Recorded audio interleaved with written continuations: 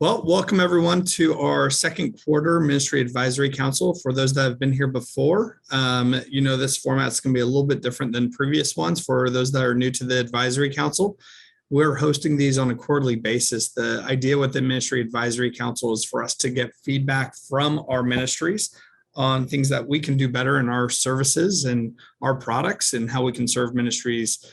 As we go forward with the Ministry Advisory Council, we also want to make this an opportunity to give back to our ministries with content that I think is appropriate and helpful to ministries to help them just live and give more abundantly. So this is an opportunity for us to introduce Nicole Wallemfelsz from ECFA. And she's actually going to be coming in here, and I'll let her talk about ECFA herself and what she's going to be going over today. So welcome, Nicole. Thank you. Thanks, Mike. And thanks for inviting me to share with the group today. I'm really looking forward to it. I'm going to share my presentation. So give me just 1 second to get that started, and then I'll introduce you to myself and the topic we're going to cover. So can you see that, Mike? Are we good? Yes, I can. All right, great. Well, as Mike said, my name is Nicole Wallenfeld. I know that's a really easy last name to remember, but I work at ECFA, which is the Evangelical Council for Financial Accountability. So that's even longer than my last name. But I am the Director of Member Relations at ECFA. And what that means is I get to speak to prospective members and people that have actually officially submitted an application to become a member of ECFA. And what members of ECFA means is we accredit Christian, Christ-centered nonprofits and churches according to 7 standards of responsible stewardship. So through the application process, I work with our team on processing new member applications to see, is this ministry currently adhering to the 7 standards? And if not, how can we come alongside you and coach you to become compliant with our standards? So ECFA gets a really unique opportunity to be a one-on-one accountability partner and coach through whether they're in the application process or if they've been a member for 40 plus years, which is how long ECFA has been in existence. So we have over 2,600 accredited organizations that we're working with, and our team is very much engaged with each of them on an ongoing basis. And our standards really, where they're kind of under 3 umbrellas. And one of those is board governance, and financial management is the second. And the third is stewardship practices. So we're accrediting ministries that adhere to those, and then providing training like what we're going to talk about today on relevant topics that would relate to those 3 different umbrellas. So the topic we're going to talk about today is cash reserves and when is enough enough. And, I know in ministries, first of all, you have one side of ministry work where there's always a need. There's always a need for a new program. There's always someone to help. And so you have the need there and want to provide the help in as many ways as possible. So there's that tension of wanting to provide cash to programs and to launch new programs. But then there's also the other side of it as, okay, well, for uncertain times or economic difficulties, how do we prepare cash reserves to weather those seasons? So we're going to talk about that. We're going to walk through kind of, why is it important and how do you get the board involved? And then how do you officially establish a cash reserves policy? So maybe we can just start. Let me get my slide over here, talking about our current economic state and this healthy tension. So it's not a surprise to anyone on this call, I'm sure, or those that are listening to the recording, that the current economic state is really a state of uncertainty.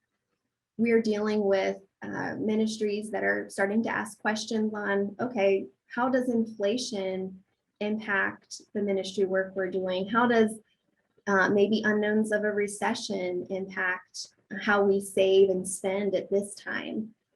And I think it's important for us to even just look back a little bit at the last few years since 2020 and going into this unusual time, it really began then with COVID and how that impacted giving.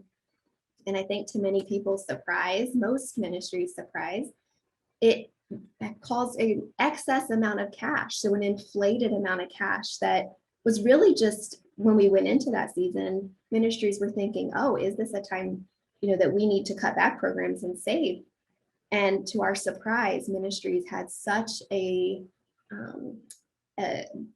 great response from the community in supporting ministry work in that time. So, we kind of came out of that season where a lot of ministries had excess cash. And now we're entering this new season in 2022, where all of the talk of recession and inflation is really the headline of the news. And how do we navigate now this new uncertainty that we're going into?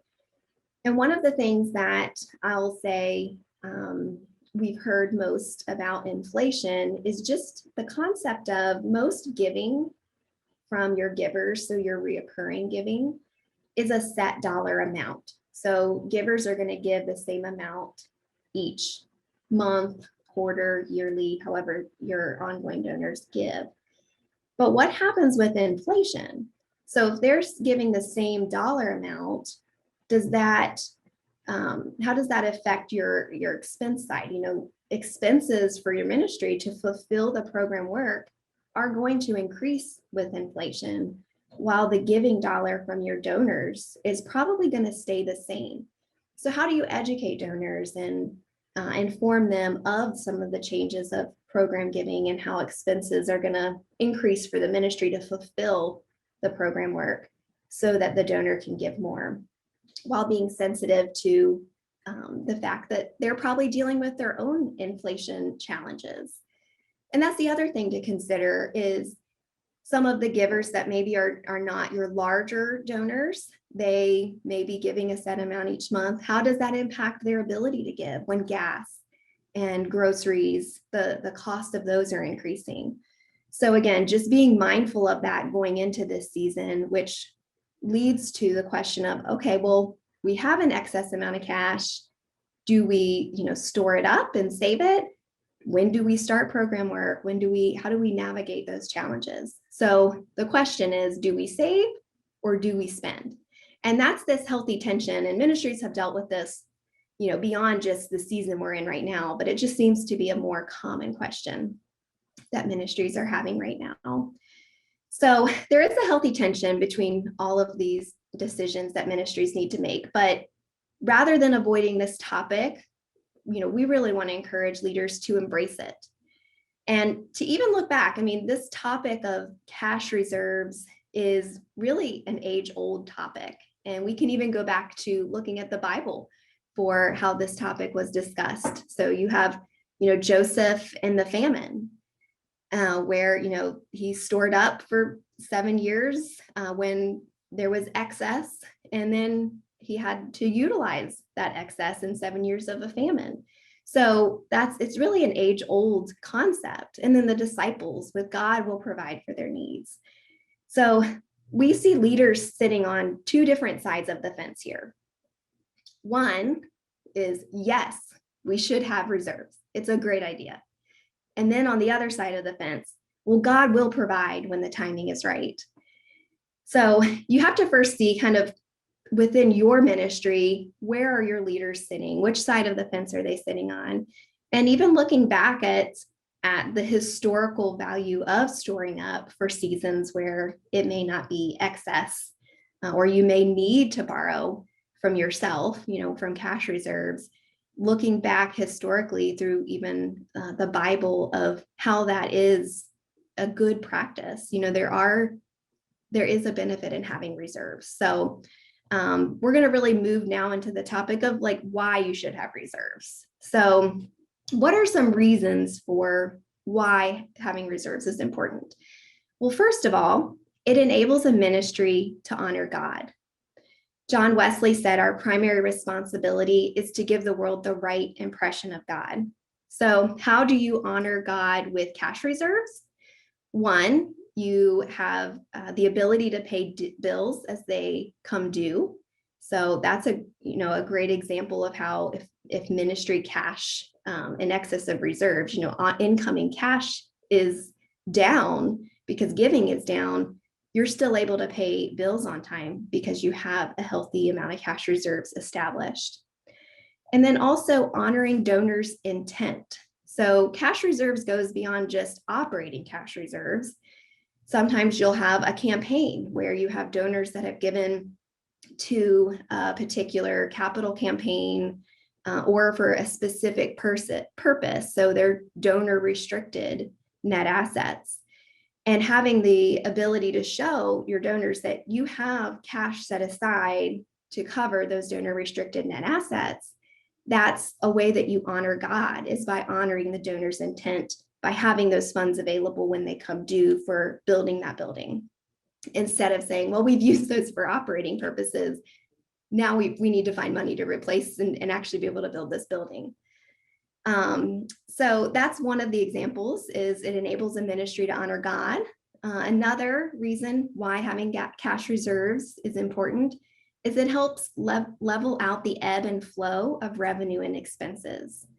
So I'd be curious, if we were in a room, I'd ask you to raise your hand, but who in here has the same revenue and expenses every month? So, your revenue is the same, your expenses are the same. And I think if I were to look across the room right now, I would see no one's hand is raised because revenue and expenses ebb and flow throughout the year for most ministries. And so here's some things that have helped with that. You do have recurring gifts. So you will have gifts that come in pretty regularly from donors. You have fixed payments for certain utilities. So those are, consistent, or maybe you have a lease or a mortgage payment. So those would be some consistent payments, expenses and revenue that you have throughout the year.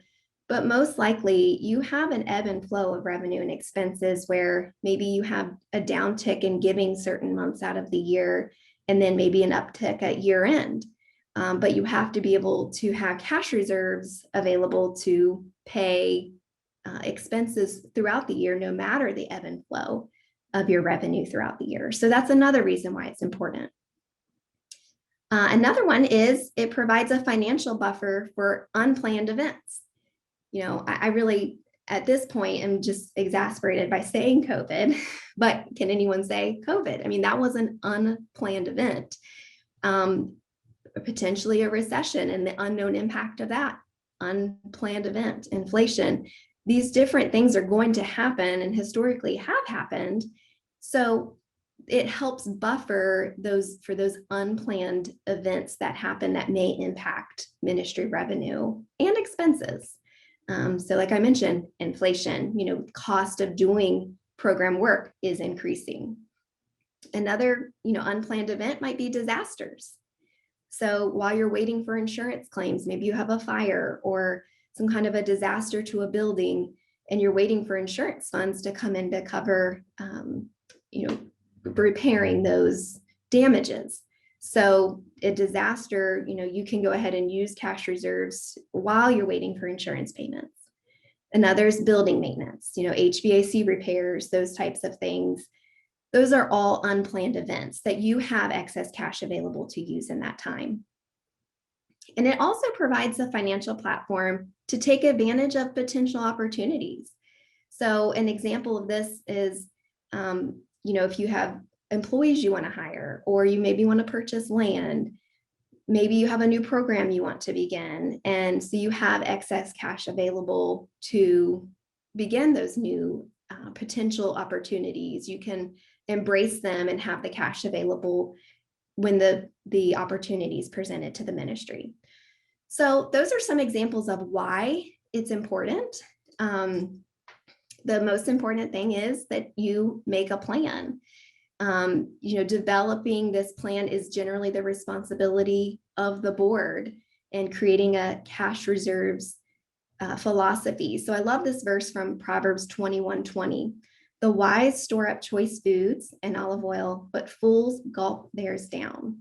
So creating a plan and a cash reserves philosophy for the ministry to really decide, okay, what is our philosophy on cash reserves? Do we have them or do we not?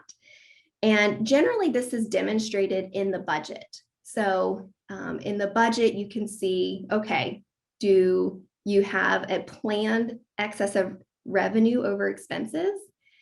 And is, regardless of what the philosophy is, the question must be answered as to why the organization should have cash reserves. So maybe you've built it into the budget or haven't yet. Regardless, the board needs to decide, okay, why is it important for us to have cash reserves? What types of cash reserves are important to us? So, maybe you have them for capital replacement. Maybe you just have operating reserves, and we'll talk about that a little bit later. But what is the philosophy of the board as to how many different types of reserves you have? Is it just one, or do you have many different planned capital replacement reserves that you have, a different plan for each type? So the discussion needs to happen at the board. It's demonstrated in your budget what your philosophy is. So if you decide you want this, then you demonstrate how to build those cash reserves by showing it in your budget. And we'll talk about that a little bit too. So, ways to build cash reserves. So first, I said this a minute ago, cash inflow must exceed cash outflow. So before we even talk about how you build it, that is ultimately the way that you get to whatever goal you have for cash reserves. Your inflow has to exceed your outflow.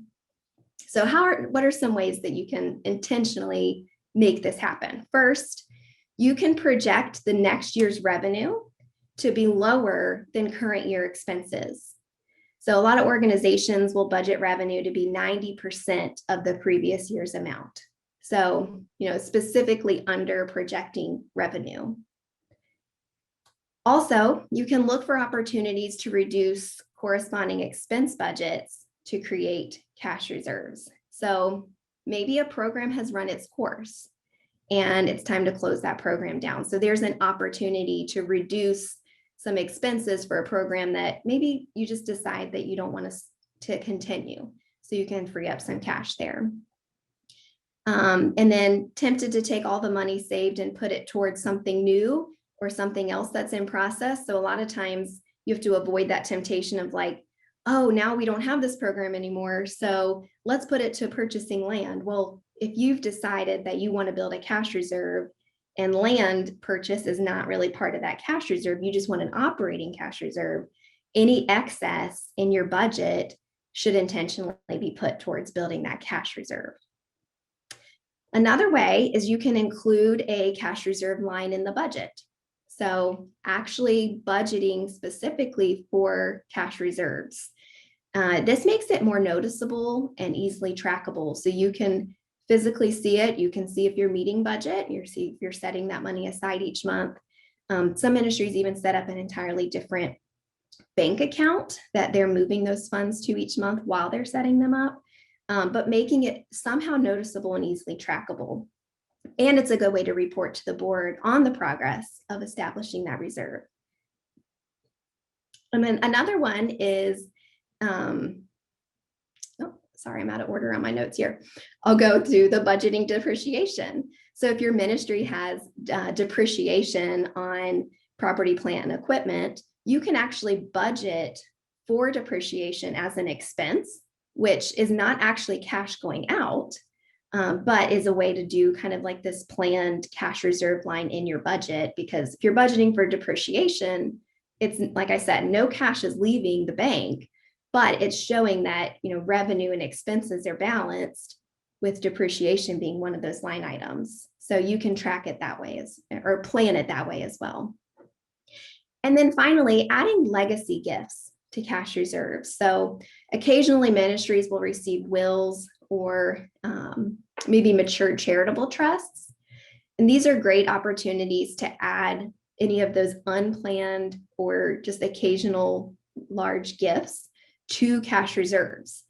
So as long as the gift is not specified for a particular purpose.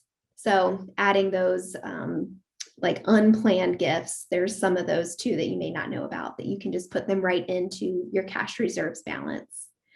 But, it's most important that as a ministry, the board's deciding how those funds will be used or reserved, because when an unplanned gift comes in, or maybe a legacy gift comes in, it's really easy for the board to say, oh, now we have the money to start this program.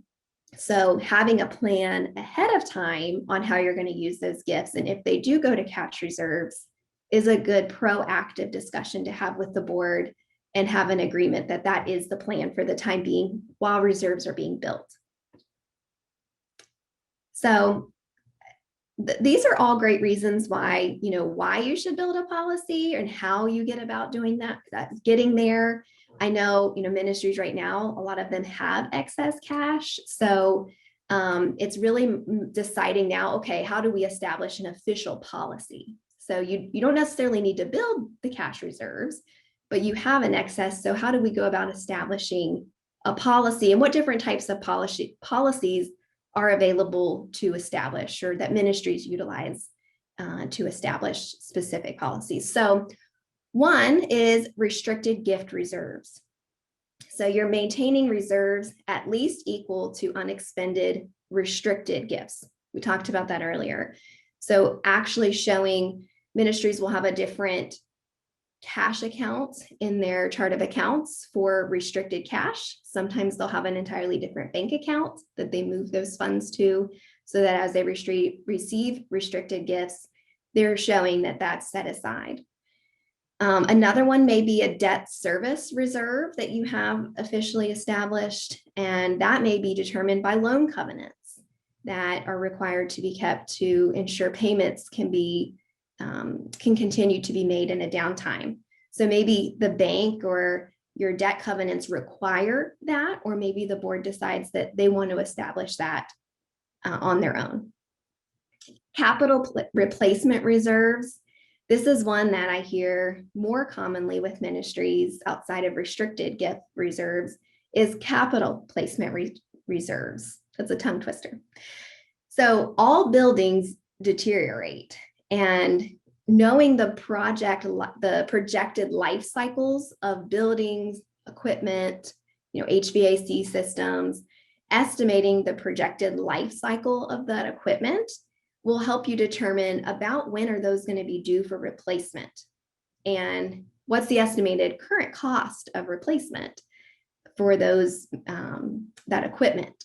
So you have aging facilities, or maybe you even have large deferred maintenance right now in your ministry. Then you need to be thinking about, okay, what's it going to cost in the next several years to replace this equipment? And how do we have enough cash, and how can we be intentional about having enough cash for capital replacement as it comes due? So a really good step in doing this is taking a look at all of your assets, your capital assets, and seeing what the life cycle is for those, and about when are they going to come due for replacement, and then estimating the cost of replacement. And then you can see year over year about what you're looking at for expenses for reserving, that you need to reserve and set aside so that it's ready to replace if it needs to be. So that's the capital reserves. Capital replacement reserves. Then you have ministry opportunity reserves. This is another type of reserve that the board can establish.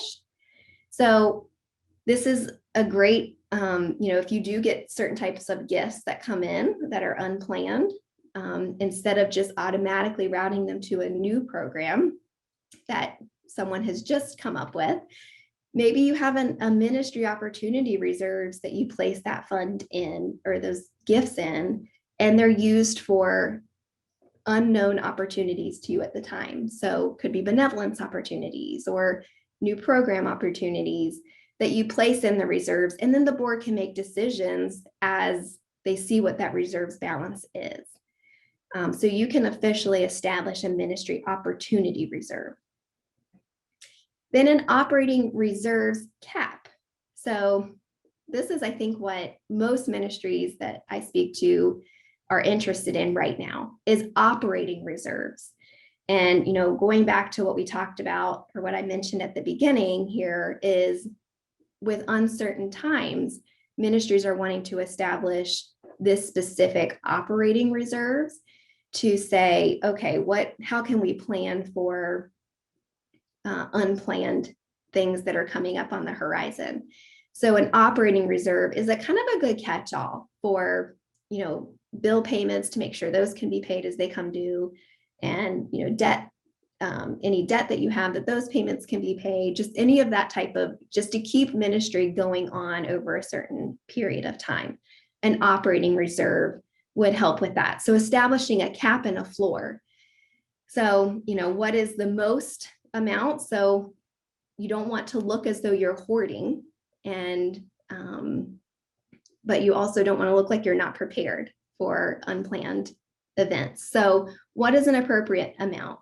And we're going to talk about that a little bit here in a minute. But that's what an operating reserves is. And that's what we're hearing most ministries establishing right now with excess cash. But I think these other types of reserves are important to consider right now as well.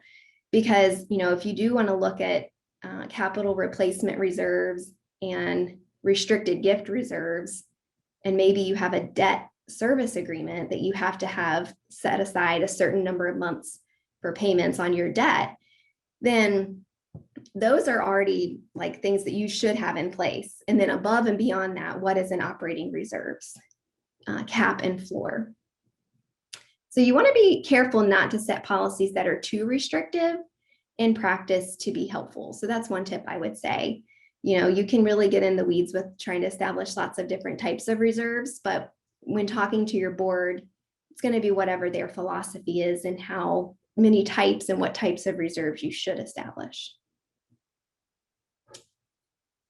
So here's a couple of other important considerations. I'm just going to go through these quickly because this kind of goes back to building reserves, but I'm going to pause on one when we talk about how much is a good amount. So first of all, consider the impact of your accounting method. So maybe you have direct, the accounting method has a direct impact on cash reserves. So if you use the cash basis, it's really easy to track how you're building your cash reserves because it's a simple in and out method. But if you have an accounting method that's accrual or modified cash basis, you're going to want to look at the statement of cash flows instead of the statement of activities to determine increases or decreases in cash. So that's a good way to just look at, even with this year's financial statements, where are you tracking year to date and how are you budget, compared to budget year to date? Are you going to be over or under on cash?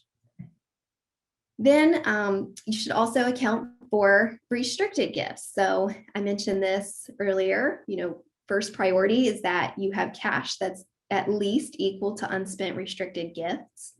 This is one of ECFA's standards that you use resources according to applicable laws. So this would be required by law that you use it for restricted gifts, that you're able to fulfill the donor's wishes. But also standard 7.2, we have another standard that talks about meeting the expectation of donors. So if the donor expected that a gift be used for that program that the ministry has established, then you would be using it for that purpose. So just making sure that you account for restricted gifts. So please keep that in consideration, no matter what reserve you establish, that you still have cash available for the restricted gifts. And then prioritize cash reserve needs. So this is going back to all these different types of reserves.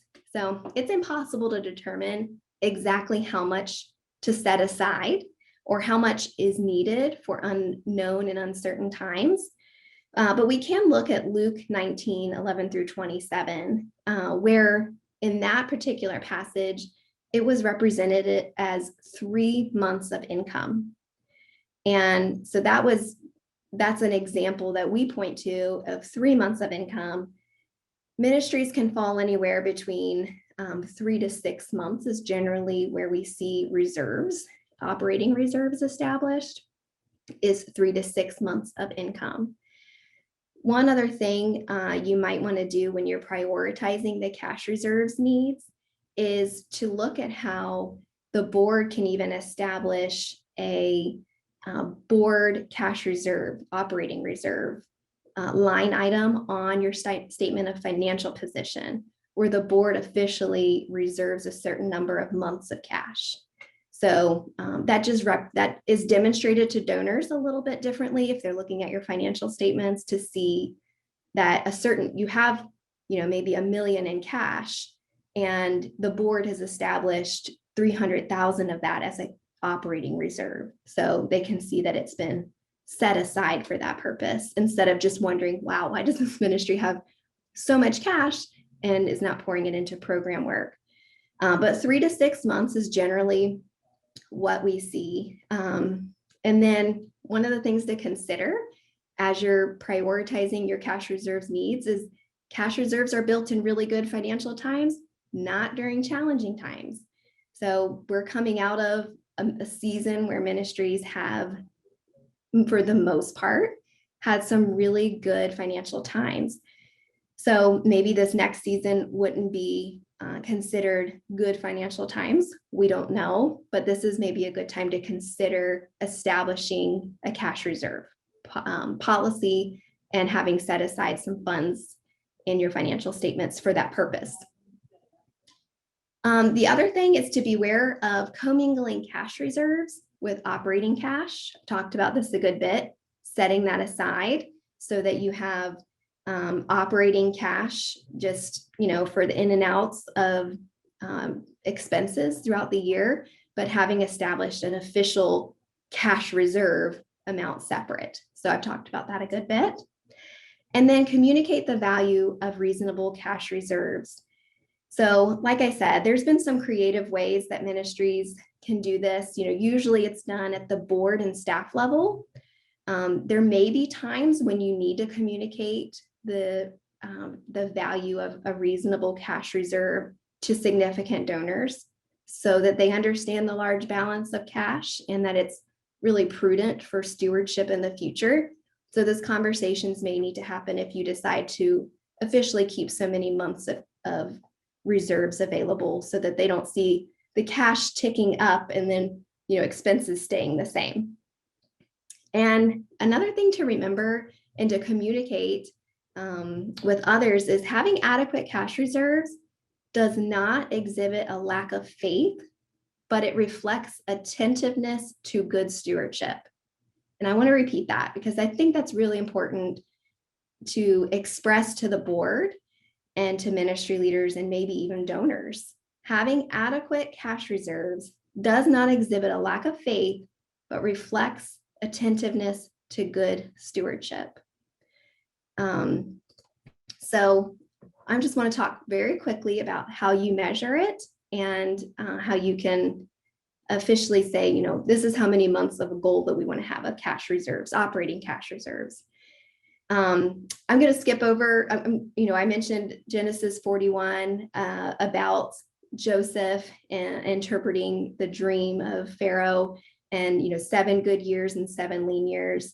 I won't go much into that scripture just for time's sake today, but, that's a good example of how we can measure cash reserves. He had 7 good years and 7 lean years. So he had to store up for 7 lean years.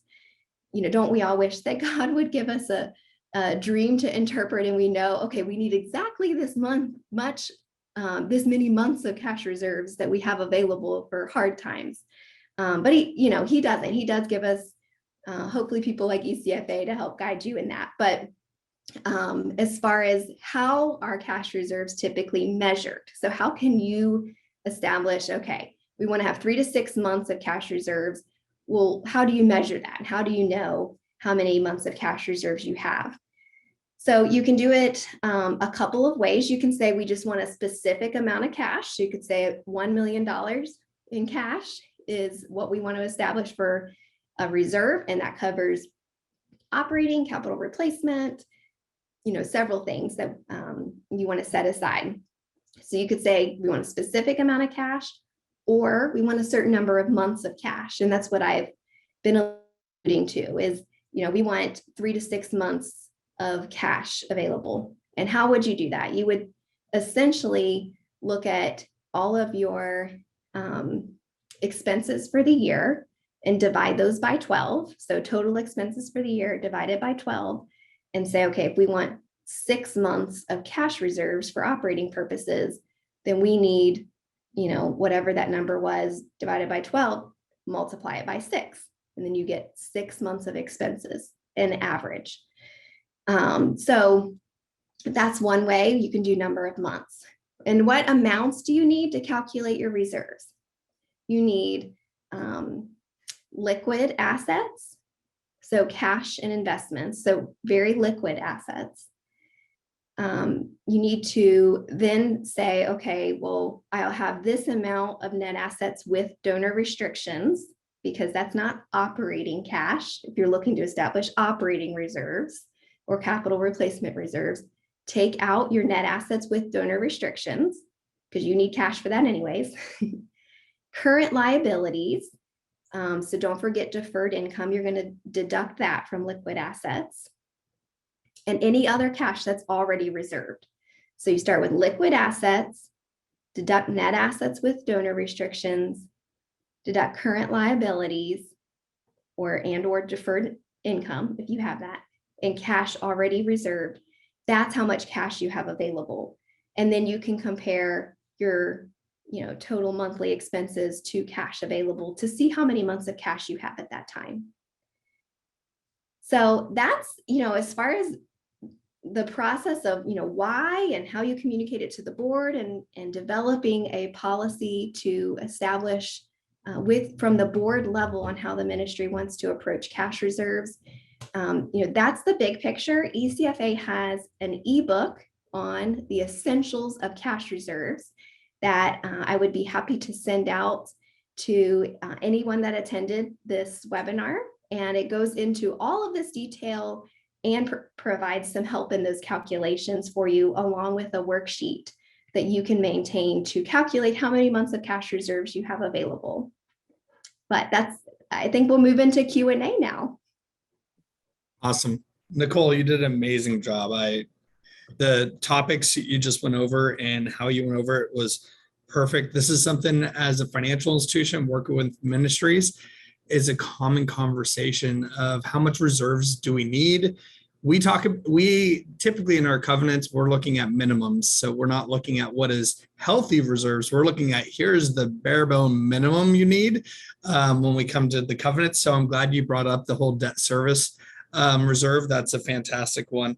I also love the budget for depreciation, because I think that's a twofold piece. One, it's a non-cash item, but then also this is an asset that is depreciating that you probably should be budgeting to replace at some point in time. Depreciation isn't the magic non-cash thing, right? And so I think sometimes we look at it, especially if I'm on a board and I'm looking at depreciation, let's take that out. What was our actual cash?